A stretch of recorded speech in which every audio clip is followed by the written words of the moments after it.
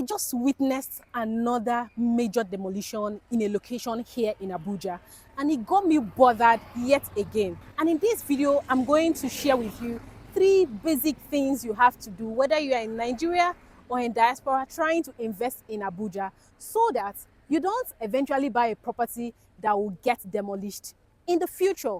Here are three things you have to know when it comes to Abuja real estate market. The first thing is building on the areas or in the location suitable for you.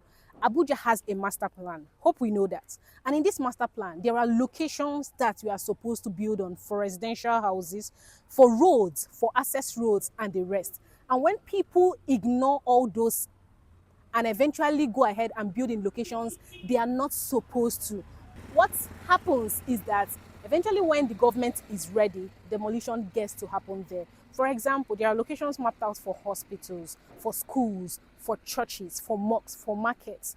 And as it is now, currently nothing is happening there. So people are habiting there, living there comfortably.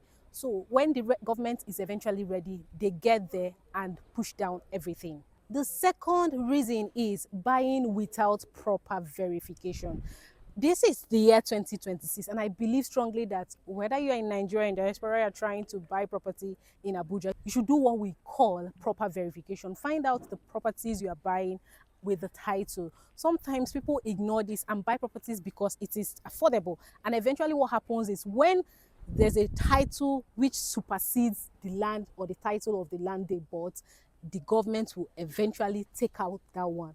We have FCDA properties, and that is the properties we always sell and I personally talk about or market. So I therefore remove my hand from any property that when the government is ready, they go ahead to the location and either demolish or settle people who had bought there over the years and take over that location. Do you understand? Is this clear? If you understand what I'm talking about, let me know in the comment section. But most especially, you have to buy properties that the government have allocated a location for people to come and buy.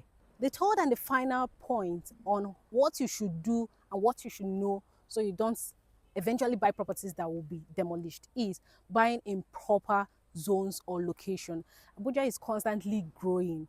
In fact, it's growing inwards out. What it means is that there are certain locations Abuja system started growing from, but right now, because the city is growing, it is growing outwards. So that you saw that this location, nothing was happening there, you go ahead to buy it. Eventually, it's possible that the location is mapped out for something, a green area, funnily, that will cost you your hard-earned money.